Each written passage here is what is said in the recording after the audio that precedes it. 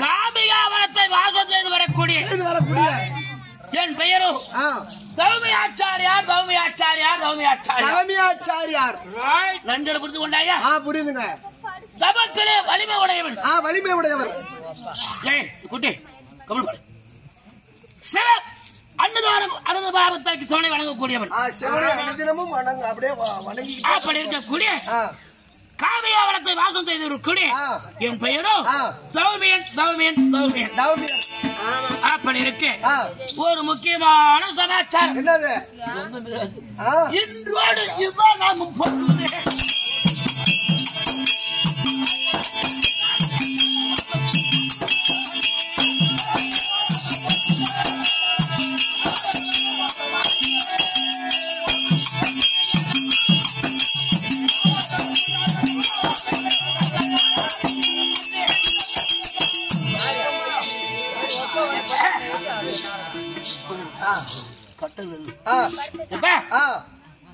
பாண்டவராகிய ஐவராஜாக்களுக்கும் துரியோதனாதிகளுக்கு பகை ஏற்பட்டு சூதுபகடையாடி நாடு நகரம் பிரித்து வனவாச காலம் ஓட்டி துரியனால் வஞ்சிக்கப்பட்டு பாண்டவர்கள் வனவாச காலம் கழித்துக் கொண்டிருக்கிறார்கள். தற்சமயம் சரியா 12 ஆண்டு நிறைவு பெற்றது. நடந்து கொண்டிருக்கும் போதோ நடக்க போவதோ 13வது ஆண்டு காலம். அதனால இந்த காமியாவனத்தை வாசம் செய்யக்கூடிய தௌமியாச்சாரியரை பொறுமை குணமடைத்த தருமர் அழைத்திருக்கின்றார். ஓடோடி சென்று நான் தௌமியர் வந்திருக்கிறேன் சொல்லிட்டு ஓட பாப்போம்.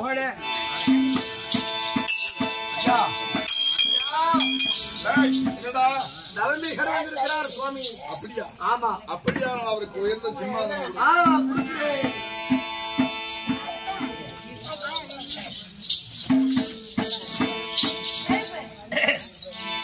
சுவாமி வரவேண்டும். ஐயா முடிநாதவே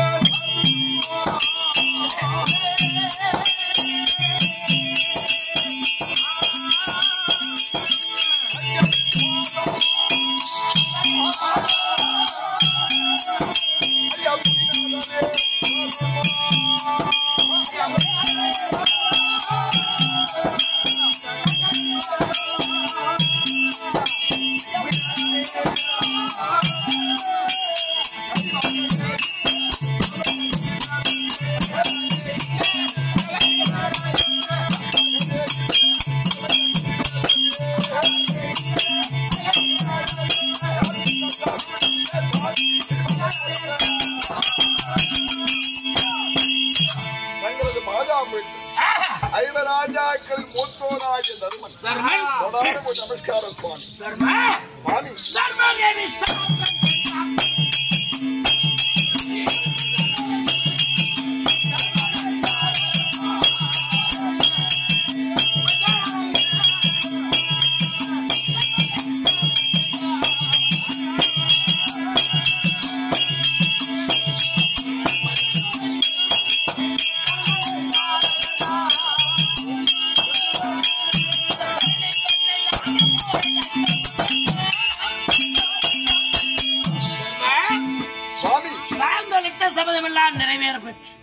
இந்த நாட்டை சுபிட்சனாக செங்கோல் பிடித்து நீ அரசாட்சி செய்வாய்.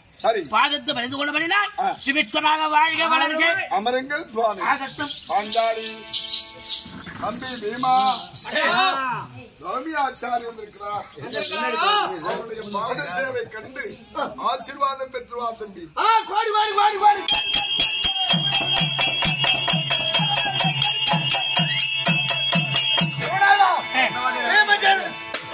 வணக்கம்.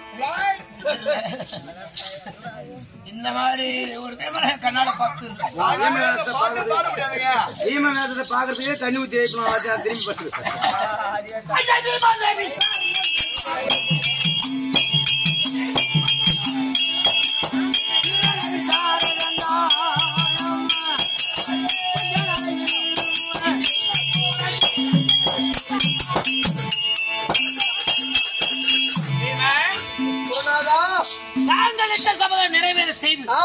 இந்த நாட்டை நீங்கள் ஆள்வீர்கள்.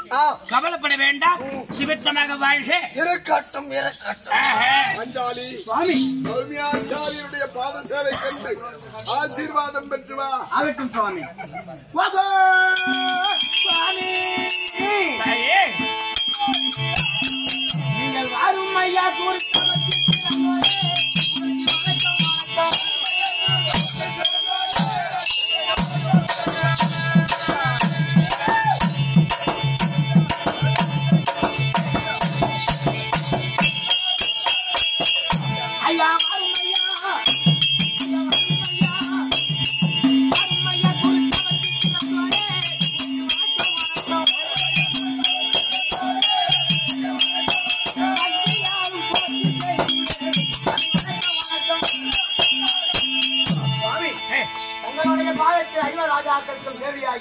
பாஞ்சாலி ஒரு ஆளுப்படி வந்தாலும் தெரிவிக்கின்றீர்கள்.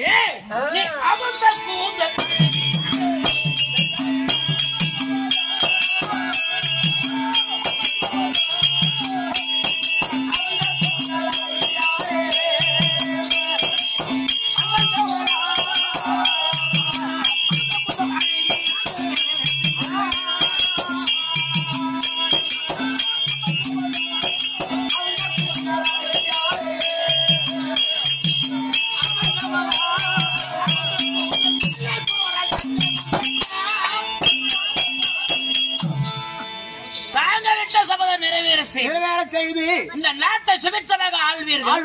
பாதத்தை விழுந்து கொண்டபடினால் சுபிட்சமாக வாழ்வாய் தாயே. தங்கள் சித்தம் என் பாக்கியம். தர்மா சுவாமி நான் காமியாவனது வாசம் செய்து கொண்டிருக்கின்றேன். ஆமா தற்சேவை நான் அழைத்திருக்கின்றாயே விருத்தாந்தம் என்ன? சுவாமி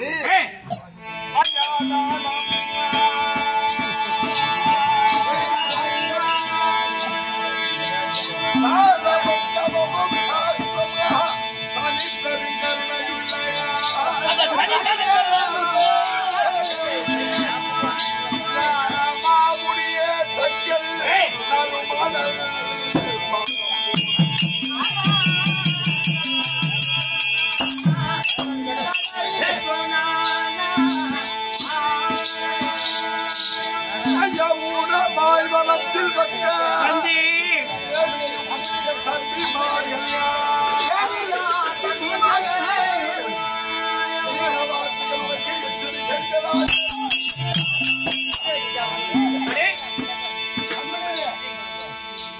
தனையர்கள் வாய்த்தது தசரதற்கு, உண்மை.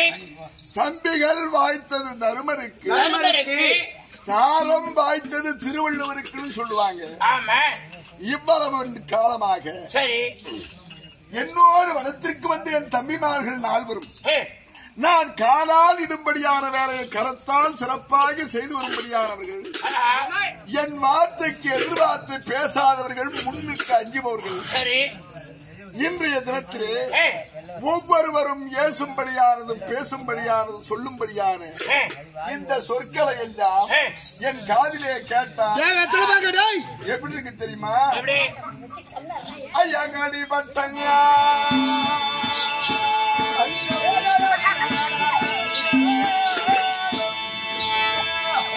அடிபட்டமான் போல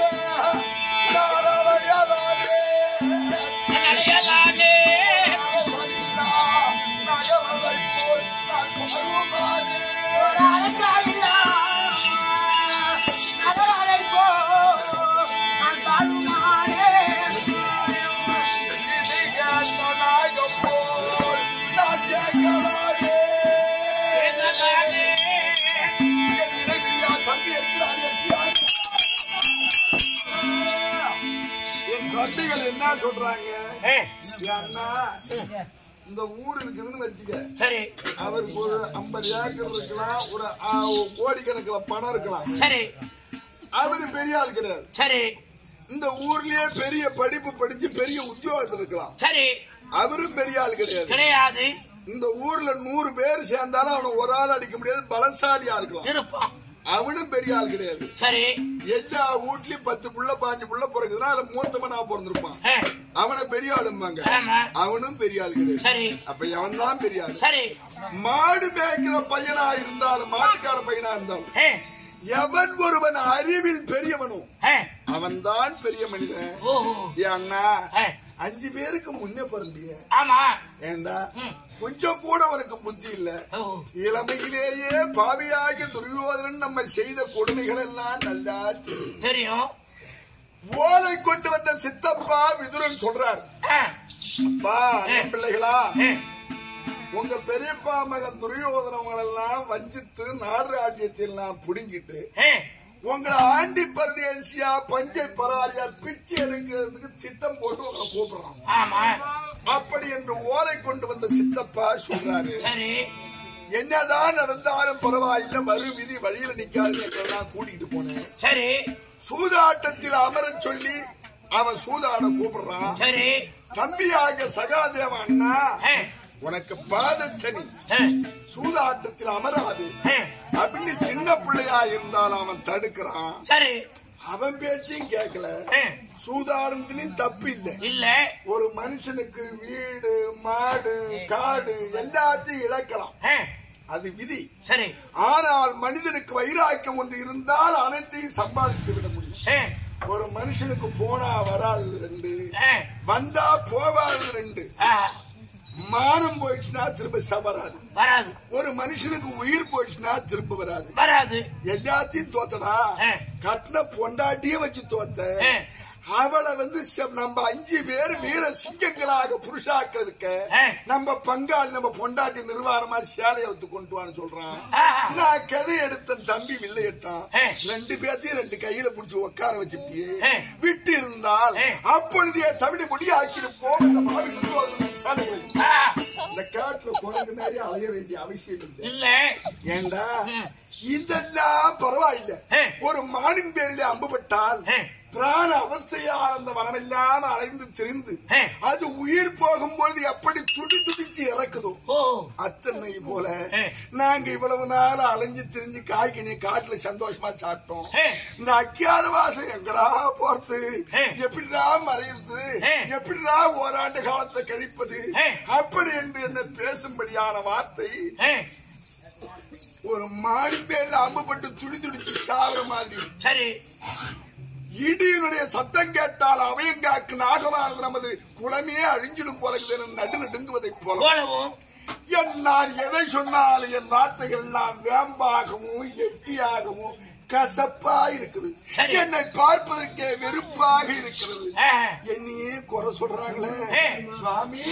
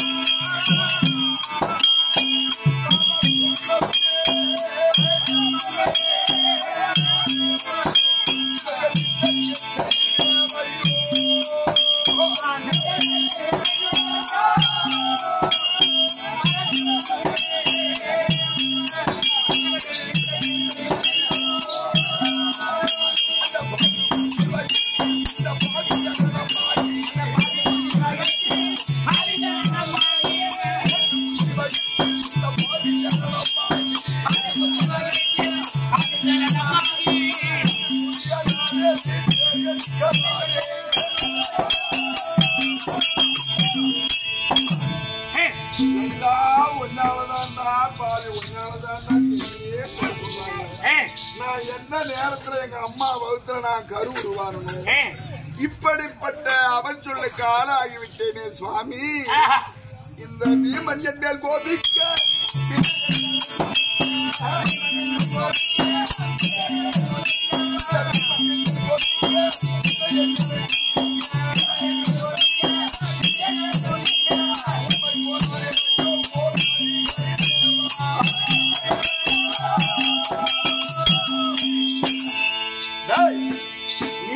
காரணம் கதையை எடுத்து விட்டுல வெடித்தன அப்படின்னு இவன் சொல்றான். சரி, நான் அர்ஜுனன் என்ன சொல்றான், நான் வில்ல எடுத்துல என்ன பேசாம நீ மாட்டுக்கும் நீ ஒரு நேரம் ஒண்ணு கையால் ஆகாத நீ பேசாம இருக்க வேண்டியது 2 பேர்த்து கையும் பிடிச்சிட்டு என் முதுகுல மண்ணள்ளி போடுறா அப்படின்னு நீ சொல்ல நாங்களும் மண்ணள்ளி போட படபட படபட கொண்டு ஓடு ஓடு நெருப்புல வச்சா சூடு ஏறி அதுல போட்ட கொள்ளு படபடன்னு பொரியுதோ அது போல இந்த மண்ணே பொரியுது. எவ்வளவு கோபம் இருந்தா அண்ணனுடைய உடம்புல போடுற மண்ணு வெடிக்குது. கோபத்தை அடக்கிட்டு அண்ணன் பேசாம உட்காந்துக்காரு.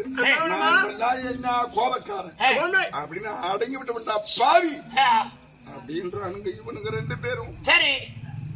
அப்ப இந்த நகுல சகாதேவன் சுவாமி இவன் என்ன சொன்னா இந்த வீமன், அர்ஜுனா கருமனை சும்மா விடக்கூடாது. இந்த கை தாண்டா சூதாட போன கை. இந்த கையில பந்த கட்டி நெருப்பு வச்சு கொளுத்து இந்த கை கருகணும்.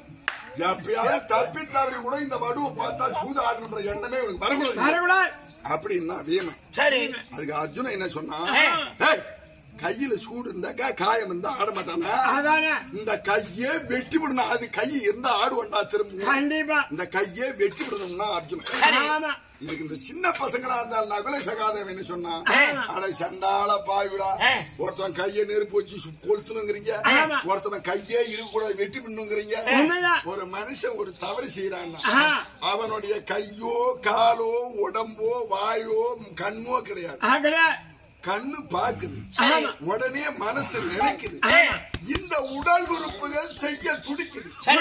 எல்லா தவறுகளுக்கும் கொலைக்கும் கொள்ளைக்கும் கற்பழிப்புக்கும் எல்லாத்துக்கும் காரணம் இந்த மனம்தானே ஒழிய உடலில் இருக்கும்படியான உறுப்புகள் காரணம் இல்லடா.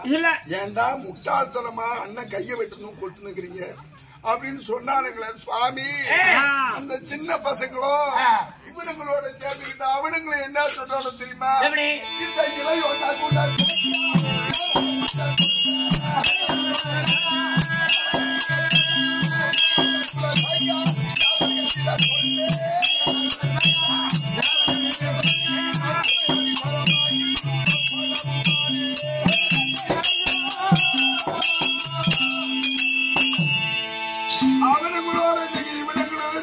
என்ன பேசுறானுங்க சுவாமி. நானா காரணம், இவங்களை காட்டுக்கு நான் சூதாடம் காரணம் வந்தது. இதெல்லாம் யாரால வந்து தெரியுமா சுவாமி, இந்த பாஞ்சாலியால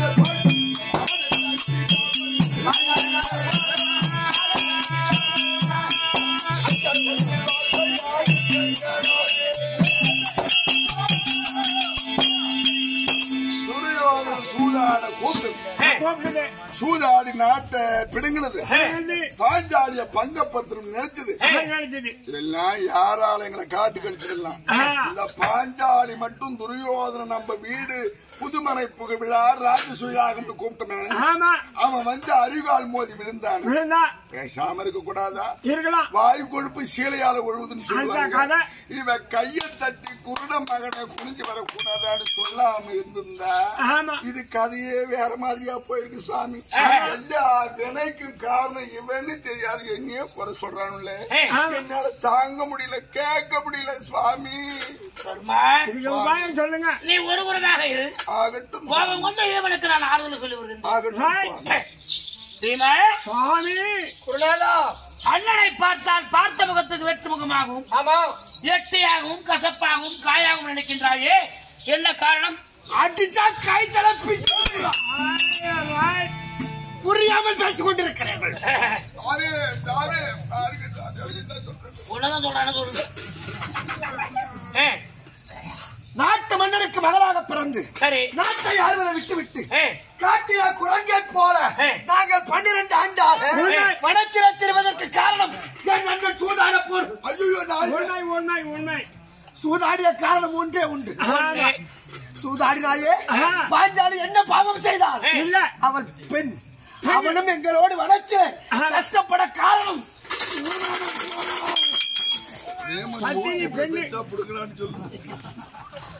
குருநாதா. அதனாலே நான் அதிகம் பேச முடியும். அந்த வார்த்தை கட் பண்ணி போட்டுருவோம். மூச்சு வாங்கிக்கிறது. நாங்கள் என்ன பாவம் செய்தோம்? இல்ல, நாங்கள் இப்படி வனத்தில் அடைவதற்கு என்ன காரணம்? நீ என்ன சபதம் கேட்ட சொல்லு. என்னுடைய சபதம், நாங்கள் அனைவரும் இந்த காட்டிற்கு வரும்போது ஆளுக்கு ஒரு சபதம் செய்தோம். நான் என்ன சபதம் செய்தேன்? மங்கை ரகவதையால் தன்னை மகாசபைத்தனில் நிறுத்தி பொங்கமாய் பலது சொன்ன அந்த பாதகன் தன்னை எல்லாம் கதையினாலே அவர்களை சின்ன பின்னங்கள் செய்து கொன்றிடுவேன் என்று சொல்லி கூறினேன். அந்த துரியோதனன் படைகளை 100 பேர்களையும் நான் அடித்துக் கொள்ளுவேன். அந்த வீம ஆடி ஆடி அந்த கதையை வருஷம்பா. கொஞ்சம் கோபத்தை குறித்து உன் கோபம் நியாயமானது. அப்படி அவர்களை கொல்லும் வரை ஓடுகிற மடுவிற்கு சென்று இந்த கதையை நான் ஓங்கி அடிப்பேன். ஜலம் ஆகாய மார்க்கமாக செல்லும். கையினால் தண்ணீர் அருந்துவதில்லை, வாயினால் கல்விதான் குடிப்பேன். அதுவரை கரத்தினால் தண்ணீர் அருந்துவதில்லை என்று சபதம் செய்தோம். ஆளுக்கு ஒரு சபதம் செய்ய சூதாடியது என் அண்ணன். அவர் மட்டும் எந்த சபதமும் செய்யாமல் அமைதியாக வந்தாரு. அப்போதே கைத்து பிச்சுட்டு போயிருக்கோம்.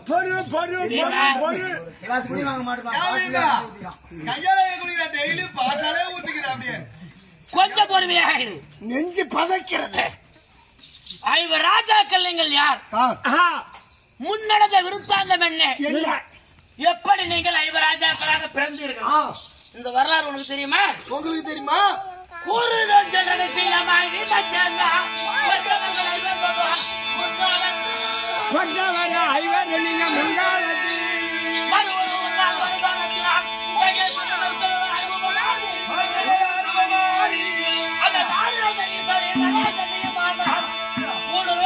செய்து கொண்டு அவர் புத்தகம்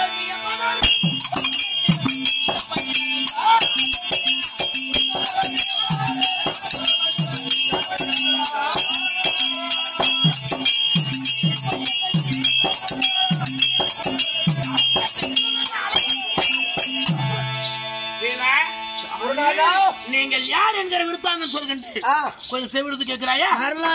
சொல்லுங்க. பரமசிவனும் பார்வதி சிம்மாதானத்தில் இருக்கிற பொழுது பார்வதியாகப்பட்டது பரமக்கடலை பார்த்து கேட்கிறது. சரி சுவாமி, உங்களை மாலையிட்டு நான் யாது சுகத்தை கண்டேன். கழுத்துல ருத்ராட்ச மாலை, வெண்ணிறமான ஆடை, சுடுகாட்டு சாம்பல், வேற ஏதாவது புண்ணியம் உண்டா? அப்படி என்ற உடனே பரமக்கடவுளுக்கு கோபம் பிரவேசித்தது. ஆஹா, நாமெல்லாம் தேவராக இருக்கின்றோம். நரமனுக்கு வர வேண்டிய ஆசை உனக்கு வந்து இருக்கிறது. நகநாணத்தின் மீது உனக்கு நான் பெருத்த சாபத்தை தருகிறேன், பிடி என்று சாபத்தை கொடுத்தான். எப்படி என்றால், நிலதாபுரி ஆண்டு வரக்கூடிய நலமகாராஜனுக்கும் தமிழந்தி அம்மைக்கும் நீ நலாங்கண்டியாக பிறப்பாய், பிடி சாபம் பரமக்குடன் கொடுத்தார். பாரு என்ன சொன்னது? அப்படி உங்கள் சாபத்தை பெற்று நான் பிறப்பேனே ஆனால் நீங்களே வந்து என்னை மாலையிட வேண்டும் அப்படி என்று கேட்டுக்கொள்ள சரி என்று ஒப்புக்கொண்டால் பரமக்கடவுள். சாபத்தின் விளைவாக நிலதாபுரி ஆண்டு வரக்கூடிய நலமகாராஜனுக்கும் தமிழந்தி அம்மைக்கும் நலாங்கண்டியாக பிறந்தது அம்மன். கதை அப்படியே நிறுத்து. பார்வதி நலாயினியா பொறுத்ததுக்கும் நாங்க காட்டுல சுத்துறதுக்கு என்ன சம்பந்தம்? கைத்து கூட உனக்கு அண்ணா பதறாத. அதாவது முனிவர் குரு தெய்வம் மாதிரி நெல்லு விதைக்கிறோம், நாத்தா வருது, அதை பிடிஞ்சு நடுறோம். விளைவுறதும் பொறுத்து இருந்து அடுத்தாக நெல்ல இருக்க முடியும், விளைச்சா காண முடியும். நான் கதையை சொல்லும்போது நீ ஆரம்பத்திலே கேட்டா என்ன பதில் சொல்ல முடியும்? பார்வதி நாளாயினா பொறுத்ததுக்கு நாங்க காட்டுல தெரியறதுக்கும் என்ன சம்பந்தம்? சம்பந்தம் இருக்குது. அப்ப சொல்லு. அப்படி பிறந்த உடனே மன்னன் பார்த்தான். மகளுக்கு பருவ வயது வந்தது. கன்னியாமலம் கட்டி உட்பகித்து வைத்திருந்தார். பரமக்கடவுள் பார்த்தார். ஏற்கனவே சொன்ன சமயத்தின் நாம போய் கல்யாணம் பண்ணுமே அப்படி என்று சுயரூபத்தை நீக்கி மாக்குளிராக உருவத்தை எடுத்து மன்னனை கண்டார். மன்னா, நிரபம் செய்திருக்கின்றாய், எதை காட்டாலும் தருகிறேன் என்று நான் தருகிறேன் சத்தியம் செய்து கொண்டார். சத்தியத்தை பெற்றார் மாவுக்களியர். அப்படியானால் எனக்கு பொண்ணை கொடுங்கன்னு கேட்கிறேன். அப்படியா? பொன் பொருள் பணம் காசு கொடுத்தா எத்தனையோ பொண்ணுங்க அப்படின்றார். அப்ப மவுக்கல்ல சொல்கிறார், உன் குலமாதர் இருக்க விலை மாதர் எதற்கு? ஓ, விலை மாதர் எதற்கு? உன் மகளை எனக்கு பெண்ணாக கொடுங்கிறார். மகள் கன்னியாபுரத்தில் இருக்கின்றார். சம்மதம் பெற்று வந்தால் கல்யாணம் பண்ணி தரேன், சம்மதனை பெற்றார் என்பதற்கு அடையாளமாக ஏதோ ஒரு கணையாழி அடையாளமாக பெற்று வாருங்கள். சரி, கணையாழினா மோதிரம் பெற்று வாருங்கள் அப்படின்னு சொல்ல மழக்குள்ளையாகப்பட்டவர் முனிவத்தெல்லாம் நீக்கி மண்முதிரம் விழுத்து அந்த அம்மா கன்னியாகுமரத்து அருகாமையில் இருந்து நிஷ்டை செய்யும்படியாக செய்தார். கண் பிடித்தது நலாயினி. ஆமா, உருவத்தை பார்த்தது, அழகை கண்டது, திருமணம் செய்து பொருட்டாக வாது புரிந்தது. நான் உன்னை கல்யாணம் பண்ணணும்னா அடையாளமா ஏதோ ஒரு பொருள் கொடு, உன் தாய் தகப்பன் சம்மதத்தோடு கல்யாணம் பண்ணிக்கிறோம் அப்படி என்று கணையாழியை பெற்றார் மவுக்கலையர். சரி, மன்னனை கண்டார், கணையாழியை காட்டினார், நலாயினி மாலையிட்டார். சரி, அப்ப சொல்றாரு, நானும் வயோதிகம், நீ சின்னஞ்சிறு பொண்ணு, இந்த சுகத்தை என்னால் தர இயலாது. இதற்கு மேல் நீ கனவுல தாய் தகப்பனோடு இரு, நான் நிதாசனம் செல்கிறேன் அப்படிங்கிற பொழுது கட்டிய கணவனை கண் கொண்ட தெய்வம், நீ எங்க போனாலும் சரிதான், நான் அவன் கூட வருகிறேன் அப்படிங்கிற பொழுது அப்படியானால் குகைவனம் போக வேண்டுமா அப்படி என்று கையை பிடித்து அழைத்து செல்கிறார். அப்ப மக்களை நினைக்கின்றார், இவர் பதிமறையாக இருக்கிறாளா அல்லது மனத்தோடு சென்று இருக்கிறாளா, இவரை நான் சோதித்து பார்க்க வேண்டும் அப்படி இந்த மனதில் எண்ணத்தை கொண்டு எனக்கு தாக விடா ஏற்படுகிறது.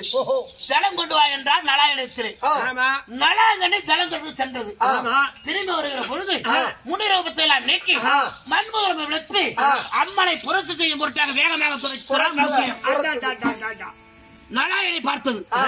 என் கணவன் இருக்க நீ யாரோ ஒருவன் என்னை தொட வருகிறாய், தொட வந்த கரங்கள் எல்லாம் நான் பத்திரியாக இருப்பது உண்மையாக இருந்தால் உனக்கு பெரும் குஷ்டம் பிடிக்க வேண்டும், பிடி சாபத்தை அப்படி சாபத்தை கொடுக்க சாபத்தை ஏற்று சாபத்தின் விளைவாக மவுக்கள் எடுத்து பெரும் குஷ்டம் பிடித்தது.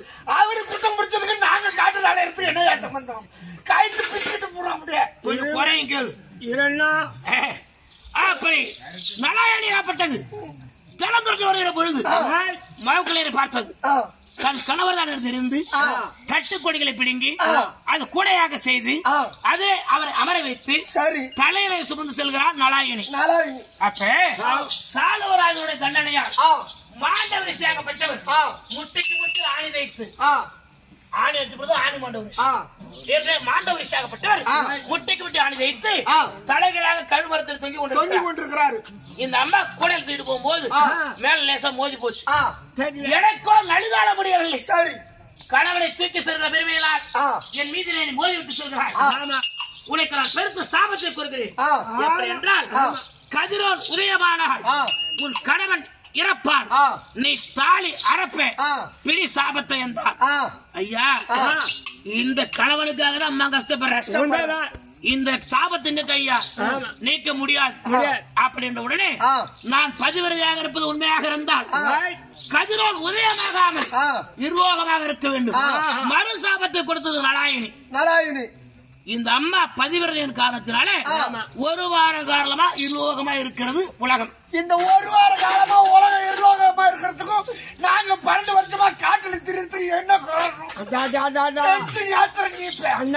கொஞ்சம் பொறு. அப்ப தேவர்கள் ஒன்றாக பார்த்தார்கள், நடந்த சண்டை எறிந்தார்கள். அந்த சாபத்தை நீக்கப்பட சொல்லிய பிறகு இந்த கூடல யாருமா இருக்கிறாங்க அப்படின்னு என் கணவன் என்று சொல்லதான் நலாயினி. பார்க்கிற பொழுது பரம கடவுள் சுயரூபத்தை காட்டினார். அப்படியானால் என்னை சோதித்ததெல்லாம் போதும் அப்படி என்று இடது பாகத்தில் இடம் கொடுங்கள் சொல்லி பதிந்தாகி என்று 5 முறை சொன்னது. இவரும் கொடுத்தேன் என்றார். ஐயா, இடது பாகத்தில் இடம் கொடுங்கள், உனக்கு இடது பாகத்தில் மீண்டும் இடம் கிடையாது, உனக்கு சாபத்தை தான் தருகிறேன். நீ நகலாத்து மீது ஆசைப்பட்டால் நலாங்கனியாக பிறக்க செய்தேன். ஆனா இப்ப காம வெப்பம் உனக்கு தீரல, உனக்கு நான் மீண்டும் சாபத்தை தருகிறேன்.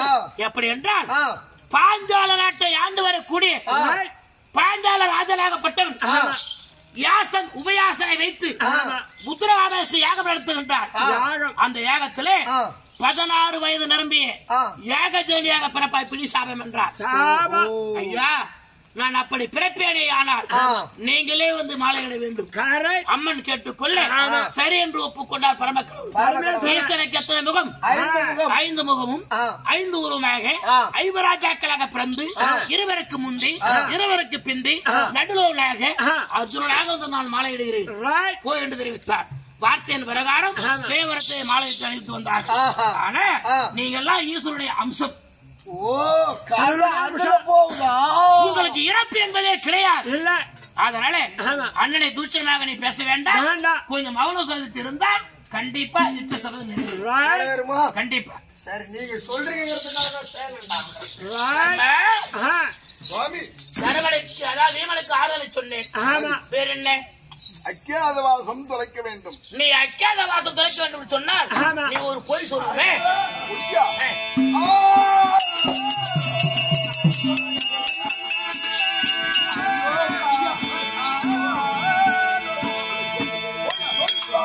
குமியலுண்டோ ஓர்க்கையா போனவர்கள் பேழ்த்தருண்டோ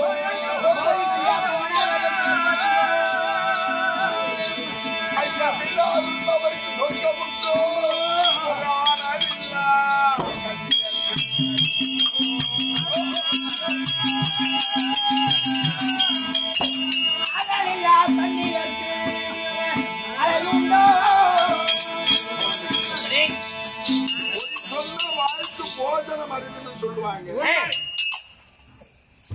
பொய் சொல்லி வாழ்ந்ததாக சரித்திரம் இருக்கிறதா? இல்ல சுவாமி, எனக்கு அந்த நாடும் இந்த அக்கியாதவாசமும் கழிக்க வேண்டுமானால் நீ பொய் சொன்னால்தான் அக்கியாதம் தொலைக்க முடியும். ஓராண்டு கழிக்க முடியும். உங்களுக்கு உண்டான பாகத்தை அந்த நாட்டை பெற முடியும்னு சொல்றீங்க சுவாமி. ஐயா மெய்யான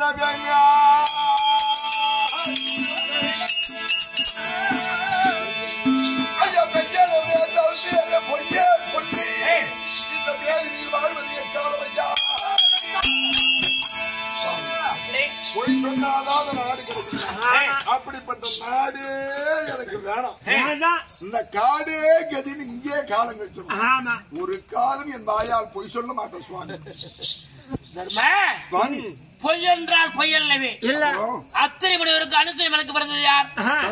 சந்திரனுக்கு, புதனுக்கு, அந்த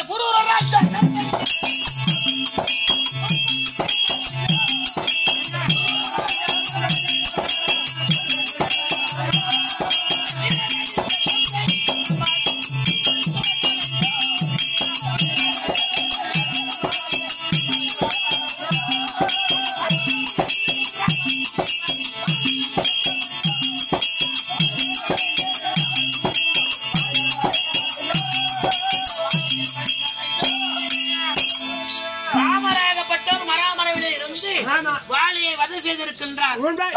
ஹரிச்சந்திரன் எவ்வளவு இன்னல்கள் அனுபவித்தார். ஆமா, அதை போன்று தேவர்கள் தக்க சமயத்திற்கு தகுந்தார் போல் அவள் உபயோகம் செய்திருக்கிறார்கள். நீ சொல்லக்கூடிய வார்த்தை உண்மைதான் சொல்றேன். நான் தர்மன். உண்மையான வார்த்தை சொல்றேன். நான் தர்மன். தர்மன் அருகாமல் இருக்கக்கூடிய கெங்கு புரோகிதன். அருகாமையில் இருக்கும்படியான கெங்கு புரோகிதன். அப்படி இருக்கிற பெயரை நீ வகிக்க வேண்டும். மடையன் என்றும் பலாட்டியன் என்றும் சுழம்பாடி என்றும் நீ 3 நாமத்தை வகிக்க வேண்டும். எப்பேற்பட்ட ஆளு அக்கியாதம் தொலைய வேண்டி கொஞ்சம் பொறுமையாக. சுவாமி, நான் அர்ஜுன் எப்படி போக வேண்டும்? இப்ப இருக்கிற மாதிரி ஆணும் பெண்ணும் இல்லாமல் வேடியான உருவத்தை எடுக்க. அப்படிங்களா? சரிங்க சுவாமி. சரி, நகல சகாதேவன் சாமகத்து தந்திரபால உருவத்தை மாற்ற வேண்டும். நான் இந்த பாஞ்சாலை எப்படி செல்ல வேண்டும்? வண்ணன் மகள் சைந்தரதி விரதசாரணி காந்தரவஸ்திரி பனிமாது அப்படி 5 நாமத்தை வகிக்க வேண்டும். அவாவால் பெயரை வகித்து நீங்கள் விளாட தேசம் சென்றால் விளாடமலன் அடைக்கலம் கொடுப்பார். அச்சாதம் துளையும். விளாட தேசம் உலகத்திலே நீதி வாய்ந்த புண்ணியவான். 56 தேசத்திலும் விளாட மன்னன் ஆளும்படியான நாடு அவன் தான் சொல்றீங்க. அங்க நீங்க எங்களை போய் அடைக்கலமாகும்படியாகவும் சொல்றீங்க. இதெல்லாம் சரிதான். என்னுடைய முரசு கொடி, தம்பியாக பீமனுடைய கதாயுதம், அர்ஜுனுடைய காண்டீபம், இதுகளெல்லாம் தேவர்களால் கொடுக்கப்பட்டது. இத கையில எடுத்துக்கிட்டு போனா நாங்கள் தான் பாண்டவாத யுவராஜாக்கள் தெரிஞ்சு போயிடாதா? மீண்டும் 13 எங்களை காட்டு ஓட்டுவானே, என்ன செய்யறது?